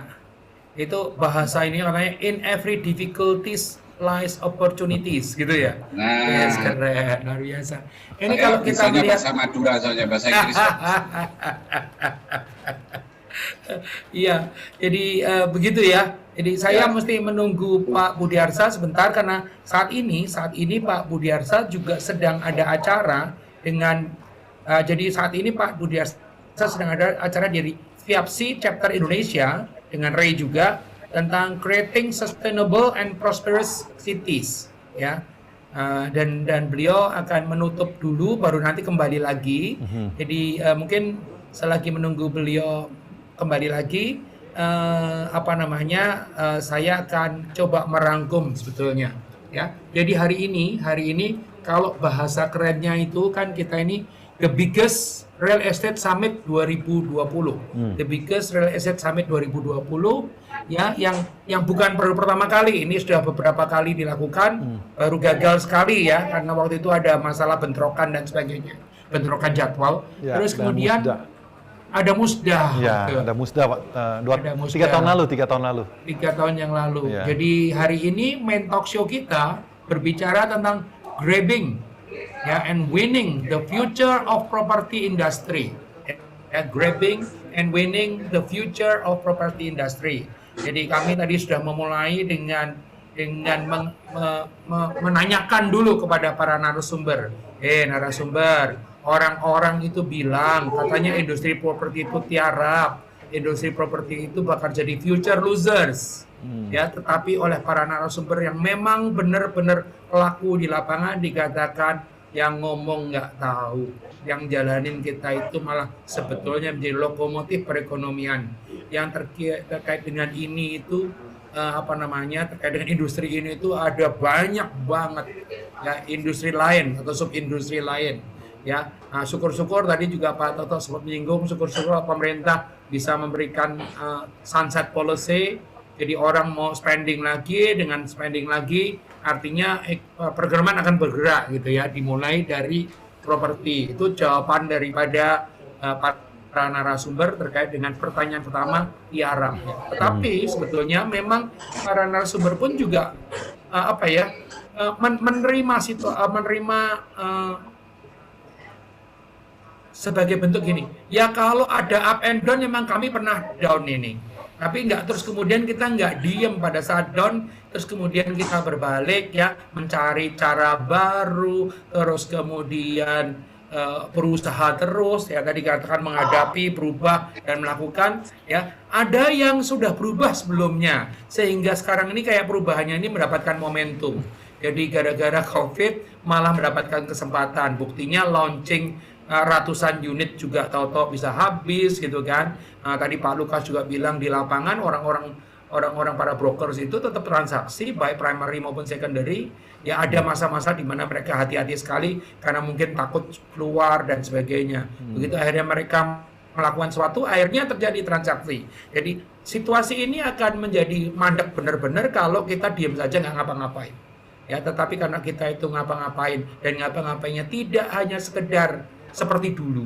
Ya karena situasi yang dihadapin adalah situasi baru, ya berarti mesti dengan inovasi, dengan teknologi, dan dengan usaha yang lebih, maka sebetulnya hasilnya akan jauh lebih baik, bahkan nanti kalau seperti yang diharapkan dari Pak Toto, begitu vaksin jalan terus kemudian bisa relatif lebih normal lagi gitu ya. Ini harga sekarang ini menjadi harga yang terlalu murah sekali ya, dan ini sudah terjadi di tempat lain yang mengatakan bahwa begitu mulai dibuka Singapura itu malah oversubscribe itu, orang mau jual properti ya, bukan tidak mungkin terjadi di Indonesia. Nah kalau itu terjadi buat mereka-mereka yang mungkin investor atau pemain properti yang lain, itu justru kesempatan Anda hilang kalau tidak ngambilnya sekarang, karena kalau ngambilnya nanti mungkin sudah tidak terjangkau ya, untuk mungkin barangnya sudah tidak ada, Anda masih dapatnya masih kapan-kapan lagi ya. Kalau ini kita gerakkan bareng-bareng ya, ini nggak cuma industri properti yang tertolong, tetapi juga perekonomian nasional pun ikut tertolong gitu ya. Itu yang dari pembicaraan-pembicaraan lain tadi. Mungkin tadi karena Pak Budiarsa sempat meninggalkan tempat sebentar, Pak ada pesan-pesan apa enggak Pak sih ke orang-orang Pak? Silakan Pak. Pak Bud masih di mute. Pesannya kalau ketemu krisis itu jangan putus asa, tapi harus terus berusaha. Kalau memang sudah menyiapkan diri, ya bagus. Kalau belum siap, ya terpaksa harus menyiapkan juga. Gitu. Karena bisnis properti itu apa ya istilahnya, mestinya memang kalau kata hari-harinya mungkin nggak ada matinya gitu, mestinya. Gitu. Nggak ada matinya ya. Jadi jangan putus asa. Itu hanyalah satu tantangan yang memang satu keniscayaan yang tidak bisa dihindari. Dalam segala bisnis pun sebetulnya pasti akan ada, tapi properti khususnya itu hal yang pasti akan terjadi juga. Dan kalau kita memang mempunyai ragam yang produk yang banyak, tentu memang itu punya positifnya. Dan juga untuk pengembang, pesannya juga bahwa track record dan reputasi itu perlu kita jaga. Karena itu juga yang nanti akan menjadi matching partner dari RAB, anggota RAB, yang juga mempunyai reputasi dan track record yang baik. Oke, terima kasih banget. Ya, saya mau mengucapkan terima kasih, terus kemudian saya ngedongeng sedikit nanti, baru kemudian kita tutup, saya akan serahkan kepada Bu Ros lagi. Jadi pertama kali terima kasih saya setinggi-tingginya kepada Pak Hendro Gondokusumo, Pak Matur nuwun, terima kasih. Kepada Pak Budiarsa Sastrawinata, terima kasih Pak Matur nuwun. Pada Pak Toto, ya saya mengucapkan terima kasih, dan juga tentu aja Pak Lukas Bong. Pak Lukas Bong nih saya yang terima kasih ke Pak Lukas, atau Pak Lukas yang terima kasih ke saya jadinya. Karena tuan rumahnya Pak Lukas. Saya kontrak. Ya saya mungkin mau cerita sedikit. Saya kontrak dengan Pak Han hampir setiap tahun nih kita ada acara di RAB Pak. Terima kasih Pak. Dengan senang hati. Pokoknya yang kita bisa bantu, dengan senang hati kita bantu. Jadi teman-teman semua, saya mungkin mau nutup dengan sebuah cerita. Ya, cerita sedikit. Jadi saya tuh tadi berusaha berpikir apa ya, kenapa kok ya ini semua narasumber itu demikian inspiratif. Jadi saya mau bikin cerita apa buat penutup, bingung gitu kan. Tapi saya teringat saya teringat itu sebuah film. Film itu filmnya jadi kalau Bapak Ibu semua tahu ya, filmnya itu film judulnya adalah Cinderella Man. Ya. Cinderella Man itu sebuah film yang based on true story, berdasarkan kisah nyata. Jadi yang main adalah Russell Crowe ya. Dia memainkan seorang tokoh yang pernah hidup namanya James J. Braddock. James J. Braddock itu seorang petinju. James J. Braddock itu seorang petinju, dan kemudian dia sebetulnya menang melulu. Nggak pernah aneh. Jadi menang, dan dia dipuja-puja, dan dia punya segala-galanya lah, karena dipuja-puja dan menang terus. Tapi kan yang namanya mujur tidak dapat diraih, malah tidak dapat ditolak ya. Dia itu tangannya terluka yang kanan, padahal tangan kanannya adalah senjatanya dia. Nggak cuma itu doang ya, yang terjadi adalah Amerika pada saat itu terjadi yang namanya The Great Depression. Ya, ini based on true story, soalnya true story. Jadi nanti Anda tinggal googling, Anda akan menemukan namanya James J. Braddock, ya. Yang main adalah Russell Crowe dan Renée Zellweger, ya, sebagai istrinya. Nah, apa yang terjadi? Apa yang terjadi pada saat tangannya terluka, terus kemudian dia nggak bisa tinju, dan sebetulnya pertandingan tinju juga berkurang sekali karena orang juga nggak punya uang buat nonton tinju, karena tinju itu kan pasti ada taruhannya dan sebagainya. Akhirnya apa yang terjadi? Dia terpaksa banget untuk bisa menghidupi keluarganya. Karena komitmennya dia kepada keluarganya demikian tinggi, dia itu yang biasa dipuja-puja, terpaksa harus sering kerja di pelabuhan. Jadi pelabuhan, di one and the only pekerjaan yang ada adalah menjadi kuli angkut. Ya, coba kebayang jadi kuli angkut, jadi orang-orang tuh ngantri di depan pagar, terus nanti oleh petugas pelabuhannya ditunjuk si itu. Ya, dia hari itu dapat duit. Ya, nah apa yang terjadi? Si James Braddock ini kan dia itu tangannya kanan sakit. Ya, padahal dia harus nyangkut. Berarti the one, the only way, di satu-satunya cara adalah menggunakan tangan kirinya. Satu-satunya cara adalah menggunakan tangan kirinya. Ya, nah karena terus dia menggunakan tangan kirinya, selama tangan kanannya sakit terus, akhirnya tangan kirinya menjadi kuat karena nggak ada yang lain, dia harus pakai tangan kiri. Ya, jadi akhirnya dia tangan kuat. Nah, terus kemudian singkat cerita, karena waktu saya tinggal 2 menit lagi, singkat cerita akhirnya tangan kanannya menjadi makin sembuh. Ya, terus kemudian keadaan perekonomian menjadi makin baik. Terus kemudian dia pengen naik ke gelanggang lagi untuk bertinju lagi. Istrinya nggak kasih. Kenapa? Karena dia udah tua. Ya, sudah menua, dan istrinya nggak kasih, kata lawan yang harus dihadapinya adalah lawan yang masih muda sekali, kuat sekali, dan ganas sekali. Ya, istrinya takut mati. Ya, tetapi James Braddock bilang, kasih saya kesempatan, dan dia berlatih, dan akhirnya nih biar ceritanya pendek aja, dia naik ke atas